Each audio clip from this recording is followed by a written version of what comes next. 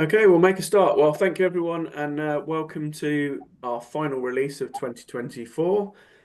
We're recording today's session, so afterwards this will get posted on our landing page, so you can look back at it, you can share it with your wider teams. I'm Chris Redhead. I'm joined today with Sally, our trainer, and Sam, head of product. In terms of what we're going to do today, done a little welcome. We're going to take you then through the product demonstrations. I'll just give you a quick insight of all those things that are in there. And then finally, we'll have a Q&A. If you want to pop your questions in the chat as we go, then at the end, we'll come back and we'll go through those and any queries that you've got. So in terms of things we're going to show you, in terms of, I guess, the bigger features, ability to cancel an interview, our new notification center. We've now got the ability to record the cost of hire in the platform as well. So when you're moving candidates through to the hire, and within onboarding, you can now trigger things based on date rather than just the stages of the process. So there are key new features. In terms of enhancements, you've always had the ability to obviously send onboarding workflows manually, but that can now be user type based. So again, if you've got processes in your onboarding that you maybe invite candidates to do manually, you might not want those to be accessed by hiring managers as an example. So now you've got the ability to switch that off for hiring managers, keep it on there for recruiters and super users. Within the application summary now, you can see the candidate's name. So just again, if you're printing that off, taking it out of the platform. We've now brought job requisition into our API platform. So again, if you are wanting to push your job requisitions maybe from a HR system into TriPad, you can now do that via API. We've added the pre-offer stage, which we launched, I think in Q2. We've now added that into the reporting platform as well, so you can report on things in that stage. And then the final thing we've got is we've now got a tool that lets you copy your live setup back into your UAT platform. So not moving over necessarily candidates' live data or jobs, but moving all the configuration back. So things, for example, like your job templates, your onboarding setup, pushing all those back into your UAT platform so you can then use it for further testing. So I am now going to stop sharing, hand over to Sally, and we're going to take you through some of the functionality. Thank you very much. Hello, everybody. Cool. Let me start sharing. So as Chris says, if you've got any questions, please stick them in the chat, and we will run through those very shortly. Cool. Okay, so the first thing I want to talk you through is how to cancel interviews. So you've always been able to, well, a candidate has always been able to cancel on their side, but you guys, as recruiters, have not been able to cancel on your side particularly easily. Anyway, you can kind of delete the interview slot and things like that, but you've not been able to actually cancel the interview. So you can do this in 3 different ways from 3 separate places. So you can do it from your candidate here. So obviously we've got a candidate sitting at interview. So if we hover over where it says first interview here, we've got a cancel interview button. Each of these 3 ways takes you through to the same screen. So I'll show you that in a little second. So that's one way. The other way is going through your options menu. Excuse me. So I'm logged in as a super user at the moment. Other user types will kind of, obviously the options menu will look ever so slightly different. So if we go down our options menu, we've got an option right at the end, which is cancel interview. So again, that takes you through to the same screen, which I'll show you in a second. The third and final place to go is on your dashboard. So obviously super users, talent team, hiring manager plus, you will have a dashboard. Your hiring manager's basic restricted view won't have a dashboard, but they'll still be able to kind of perform this action. Well, obviously not through this way. But we've got our interview sitting there, and we've got a little drop down there. And again, we've got the interview cancel option. So if we click this button, and any of those other options we said, it takes you through to this screen. So this is just an email that I believe is a translation. So if you want the wording of this to be changed, let us know. We can change that for you on an individual basis. But yeah, essentially, this is just the interview being cancelled and a cancellation notice being sent out to the candidate. Just a note, by cancelling an interview, it doesn't cancel the slot. So if you have numerous slots available for candidates to maybe kind of book into themselves, and you want to cancel a particular slot, you'll need to go in and delete that slot separately as well. So this action doesn't delete that slot as well. So there you go. That is cancelling an interview. I'm going to cancel the action, not the actual interview, because I need to use this candidate. Does it want to play with me? No, it doesn't. Okay, never mind. So next thing I want to show you is our notification center. Now, this is a new little icon that will be appearing on your dashboard, which is this little icon up here. And what we have done, we've created, I think it's the top 10 notifications or top 10 emails that are going out from the platform relating to maybe things like job requisition, job authorization, sharing jobs, if interviews and things have been confirmed, I think was one of them. Essentially, anyway, the top 10. There is the flexibility and ability to expand that as time goes on. But just for now, because we're in phase 1, we're keeping it at the most popular emails that are triggered. But later next year, we will kind of roll out phase 2, phase 3, whatever. Excuse me. So just to demonstrate how it looks, I can do, let's say we could share a job with somebody.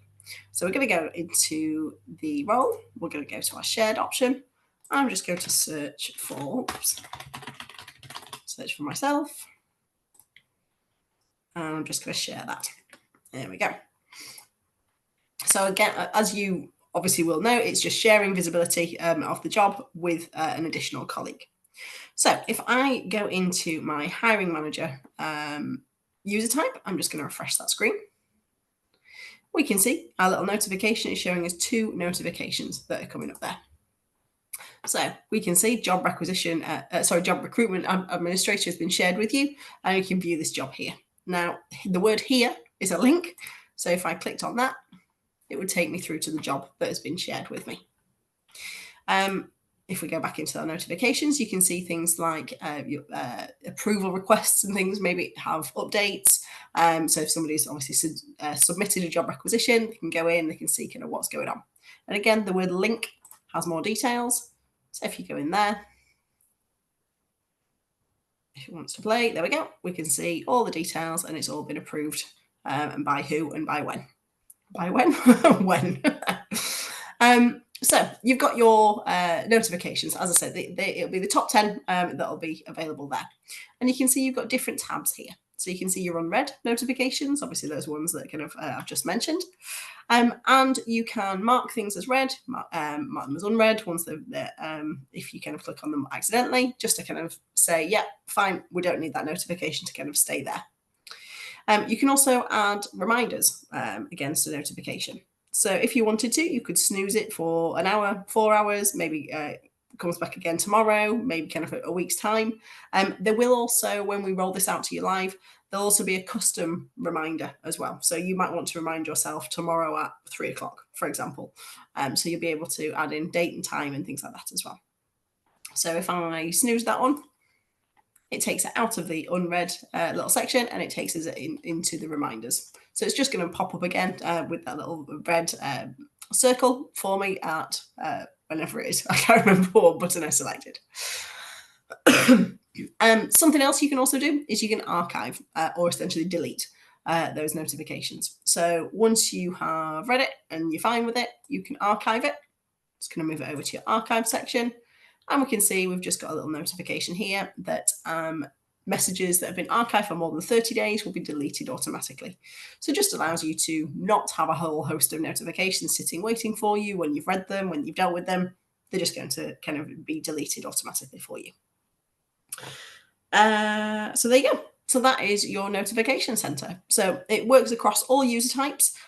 You can turn it on and off for different user types if you don't want them to get those notifications. But yeah, it's there and it's available for you. Okay. Next one we're going to just have a look at, if I go back to my super user profile, is cost of hire.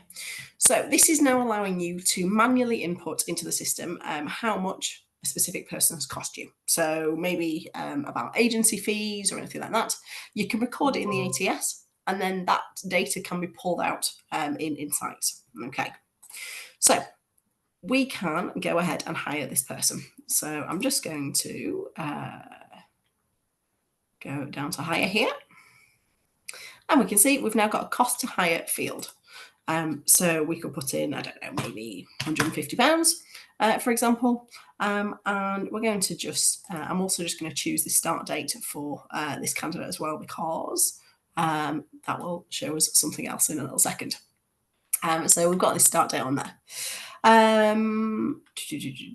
We've got all our onboarding being triggered. We're going to hire and send that email to the candidate.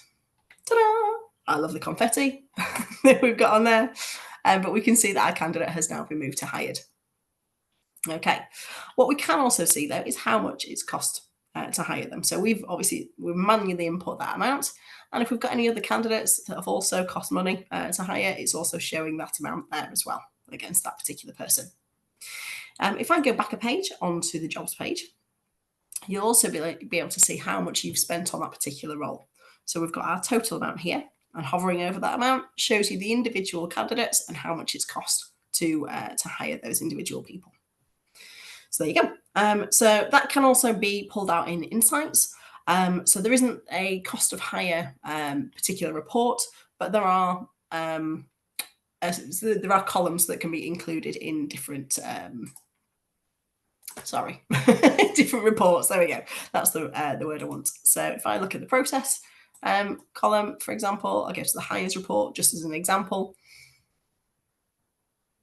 You can see if I go to our columns, we should now have a cost of hire somewhere. Is it in there?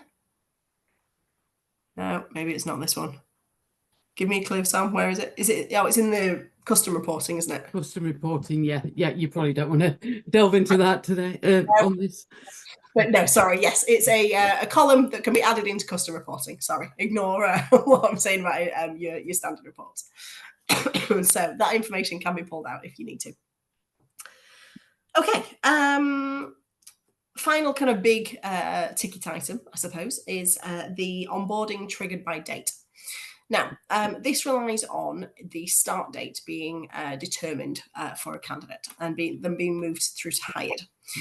So the onboarding can only be triggered on certain dates according to the hired status. So it's not currently relating to any other stages. That functionality will come eventually. We're just not quite there with it. But for now, we're just going to launch it on the hired stage. So as we saw before, we moved our candidate through to hired. We specified a start date on there. And what we can do within our onboarding package, there we go. If I just go to this one here, we can see we've got all our different stages, and we've got some things being triggered at higher stage. Now, this has been designed to keep your candidates warm, I suppose. So let's say we've got a start date of 3 months in the future because they've got a big old notice period that they need to fulfill, or they might have some background checks or anything like that need to be completed. So we've set a start date in the future. So any of these workflows that we have set up can be triggered at a certain time. So what you can do is you can trigger 2 weeks before the start date, 10 days, a week, or even after that start date as well. So this is just a way of keeping your candidate warm, keeping engaged, keeping them kind of communicated with. So we've set this one to be triggered out 2 weeks before the start date. We've also set some others to be triggered at different times. So bank and national insurance details are going to go out 2 weeks before they start. Then we might have our welcome video that's being sent out maybe a week before the start date. And then we've also got another one that's being, so what to expect on your first day. So it might be a video, for example. And that's going out 3 days before the start date. So we're just kind of drip feeding information out to our candidates, keeping them warm, keeping them nicely engaged. You can edit any pre-existing workflows to add this in if you wish. So we've got a hard biscuit preference here if we want. and we can go into that workflow item as well. So at the moment, we've not got anything set, but we could set 3 days before that start date, for example. Now, this list is a preset list. Unfortunately, we can't kind of change this for you at the moment. You can, there are kind of various translations relating to them, but these time periods are kind of set in the background. So yeah, 3 days before the start date, we're going to send something else through there. So if I go to our job, and I have a feeling I might have just messed something up because it's not being triggered. Yes, there we go. Oh no, there we go. So we've got our candidate moved to hired. We've obviously got the onboarding that has been triggered. So if I go into our onboarding package little section, we can see that we've now got due dates against these particular workflows. So this is all relating to those dates that we put on before. So 2 weeks before the start date is going to be the 13th for the bank and national insurance details. Welcome video is going to be triggered on the 20th. What to expect on your first day, Christmas Eve, and same again with that biscuit preference. Once these dates go past, you can also send reminders to the candidate. So obviously we've just kind of triggered this right now, so we're probably not going to want, well, we don't have the option to send a reminder right now, but reminders can be sent as and when required. So that's pretty much it for onboarding workflows, I think. Yes, so they're not going to go out until the relevant dates, and it relies on that particular start date that has been determined on the candidate when you're moving them through to hired. Do we want to pause there for any questions, or shall I keep going and do them all at the end? I think we should probably pause because there's quite a lot. Fine, okay. Right, so I'm just trying to get to the top. Right, so does cancel interview function free up the slot for someone else? Yes, it does. You can book someone else into that slot. Yes, it will automatically remove it from the panel, so it will literally cancel the interview for everyone who's part of it. Can we see the top 10 notifications? They are on the link on the page that's linked to for the webinar, but we can I'll paste them in the chat in a minute. Are there plans for notifications to expand to alert recruitment administrators when workflows are completed? Yes, that's in phase 3, which will be mid next year. Will you get an email for notifications? Yes, if you currently get an email, you will still get the email and the notification. And yes, we've noticed that the link should be underlined or a different colour, and we're just waiting for that to get updated by Dev. Can the Q&A be captured, issued post-meeting? Good question. We will find out. Another links formatting. Notifications for references. Again, we will be picking that up next year. Shortlisted. Request to interview, request to reject, not currently on the list, but this is something that will be ever evolving. Just so you bear down, hyperlinks. You can't put the cost of hiring retrospectively without moving them back to hire. If there are 2 successful hires, 1 agency, 1 direct, it will only apply the cost to everybody who's moved at the same time. So you would need to move them individually to record 2 separate costs of hire. Any development to add where they're hired from, putting in agency or job board cost. Not currently, although agency is something that we will be focusing on in 2025. So something that we can make a note of. Just on that, Sam, it might be worth mentioning that if you're running that report from Insights, then obviously within Insights, you can see the source of that candidate, whether it came from an agency or it came from a job board. So good point. You could link that together through Insights, but not within the ATS. Right, what happens if a candidate is moved to hired? So we're on, sorry, I should have said where we were for each one. So for date triggered onboarding, if you move the candidate to hire after the trigger, I believe, Sally, we said you have to manually trigger it. Is that right? Say that one again. If there's an onboarding task set up 10 days in the future and their Mhm. start date is 5 days in the future, wasn't it you had to process it manually? Let us get back to you on that one. And same with if the start date brought forward. So if the start date has already, like the date trigger has already passed before the Yes. start, so I think it just gets sent out straight away. Oh, that was So it's not a manual thing. It was just so let's say the date triggering is 2 weeks in advance and start date is actually a week in advance or something like that. As soon as you move them to hired, those workflows are just going to get triggered. great stuff. For that answered that one, thank you. And that would be then if a start date's brought forward, you're going to need to obviously go in and change that and move the candidate back to hired. Will it notify when a candidate completes right to work? Integrations are not part of this initial phase, so no. Is there a way to change a start date without reissuing a new contract?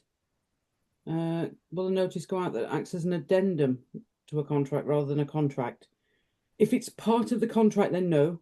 It would be a new contract. If it's not actually got the date in the contract, then you could just remove them to hired.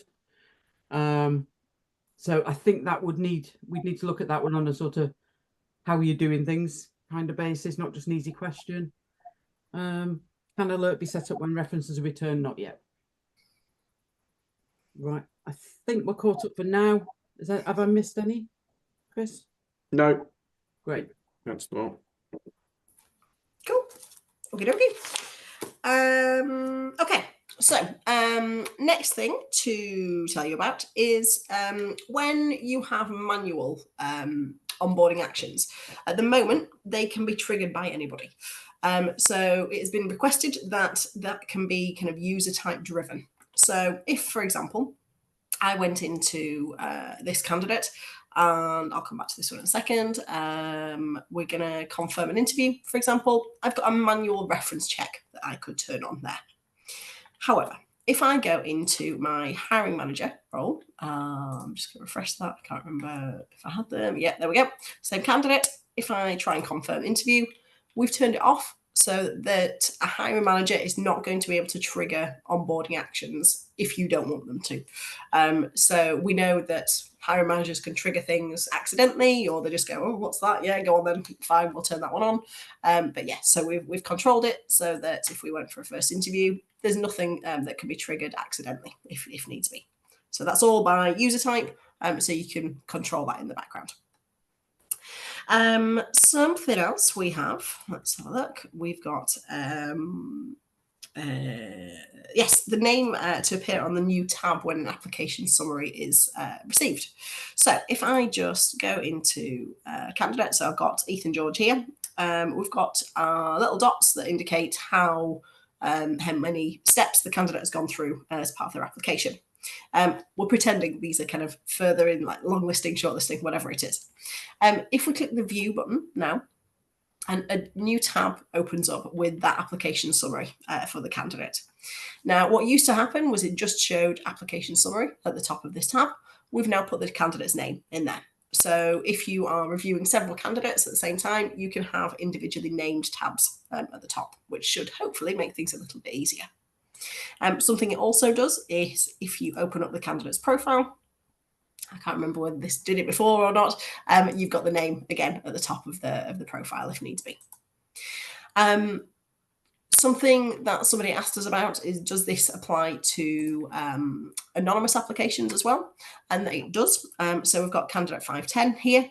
So again, if we selected that view application summary, we can see that candidate, let me get rid of that one. Does it open up? No, candidate 510, there you go. The application summary is shown. So it's just, it keeps in line with the anonymous applications. So your hiring managers and things are not going to see names that they shouldn't be seeing. So that's the second one. We mentioned before, a job requisition API is now available. So if you want to kind of create job requisitions outside of the system and then pull them into TribePad, that is now possible for you. We can kind of talk you through those and set up those APIs if needs be. The pre-offer reporting is now available. So if I just go into Insights again, and let's have a look at maybe job efficiency report, for example. So previously, pre-offer reporting, it was thought that it wasn't available. It actually was, but we'd mislabeled it. So it was called book interview or something like that by mistake. So what we've actually done is we've actually now called it pre-offer for you, which should be a little bit more useful. So there you go. So you've got various different, so on all the different reports where you can look at the different stages of application, you will now see pre-offer detailed, as you should have done in the first place. But we've corrected that for you now. Okay. And then the final thing, just to talk about, is the UAT refresh. So this isn't actually a new process. We have had this available for some time. We have now just documented it for you, and it is a self-service process, providing you have that functionality in the system. So I believe, Chris, correct me if I'm wrong, this is a chargeable feature. Yep, so it's a chargeable feature. You can have it as a one-off. So we do effectively, you do it once, or you can have it as an annual service where you can then do as many refreshes as you like during the 12-month period. Again, depending on how you use or want to use your UAT platform. If you're an organization that wants to build everything in UAT and test it there thoroughly before you launch a piece of functionality, then I would certainly say it probably makes sense to have it as an annual service, and have that switched on, and then you can do that as many times as you want during that 12-month period. I think just to give some context, what it does is effectively you click a button today, it completely wipes your UAT platform, and then overnight it transfers information from the live platform back to your UAT environment. And then you've got the ability to then add in your jobs, your candidates, your recruiters, which obviously if you're doing that regularly, you can have those built as predefined uploads and quickly upload them into the platform and then go through testing in that test environment again. In terms of costing, if you want it as a one-off, it's £350. If you want it as an annual service, it's £1,500.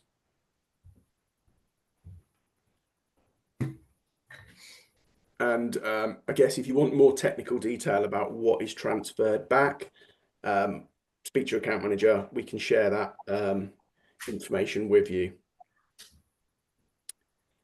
So yeah, in terms of questions, just on the UAT, will it copy any personal data back? No, no candidates or no recruiters are copied back from your live platform. So it works on the basis that when you load test data into your UAT, that is what you're putting back into UAT each time.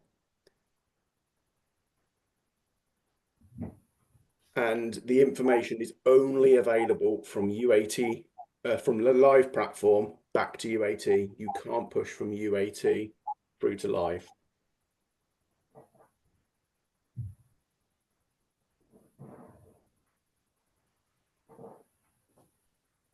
In terms of other questions, I think we only had one other question on some of the extra bits, which was about the anonymized users, and Sally's covered that. So yeah, I think we had another question. Sam, we had another Oh. question which was on notification centre. Will it in the future include when a reference is returned?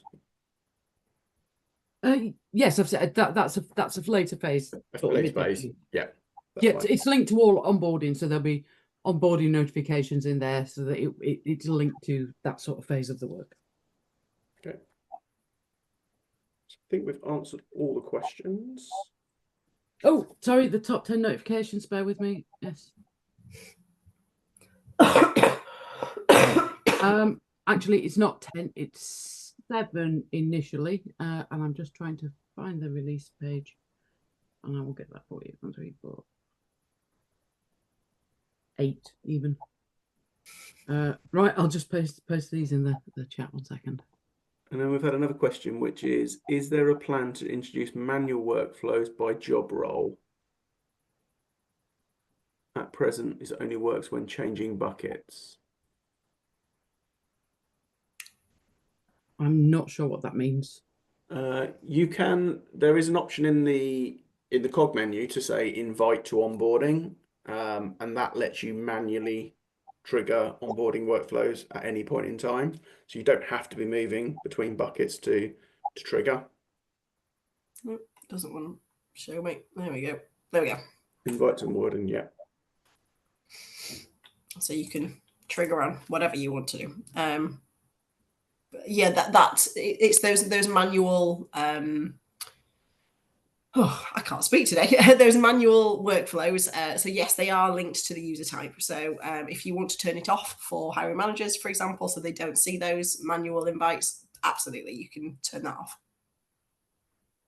Does that answer the question? Yeah, I think Laura said she wanted to catch up afterwards, but yes, we'll arrange that, Laura. Another question, will we be able to mark candidates as we go to stop us starting again with each one? Amanda, could you just add a little bit more information on that, and we can have a look?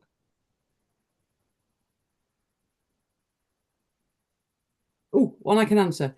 Right, when will the new features be rolled out? Because it's December and people are naturally cautious about releasing anything, the features will go on UAT in January, and then they'll go onto your live site in February. Give me 2 seconds, I will get you the relevant dates.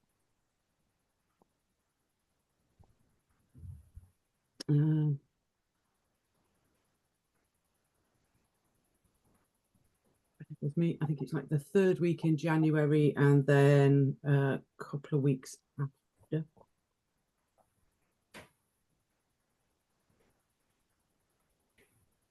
Oh, we've not put it on the page. I'll get that updated on the page with confirmation of the dates.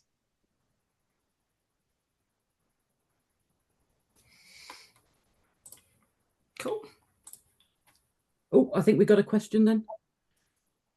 Right, when you have a list of candidates, you can view them but mark them as shortlisted, then keep marking them as shortlisted as you go through the list. Absolutely. So one of the things that we're looking at the moment is the ability to mark a candidate from the mini profile. So in the mini profile, as you're reviewing the candidates, you'll actually be able to put a little check mark next to them. And then that way you'll be able to easily go back and see which candidates you've reviewed. Right, is there a way of opting out of the automatic feature deployment, or do we need to complete an opt-out for each feature, each release?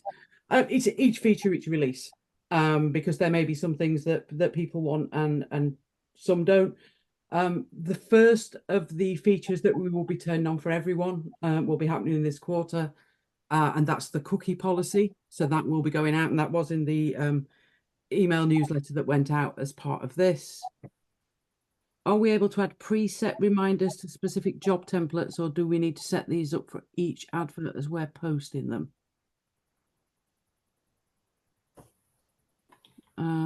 Reminders. Yeah, I'm not sure. If you mean the notification center, then that just happens.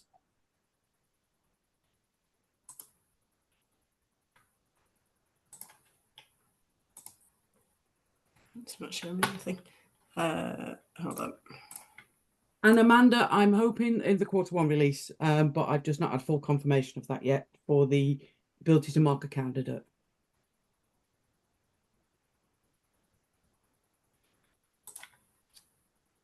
Okay.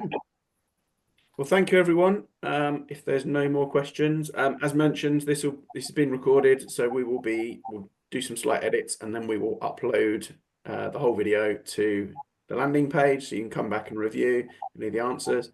If anyone's asked us to reach out to them separately, we will do so. But thank you, everyone, for your time this afternoon.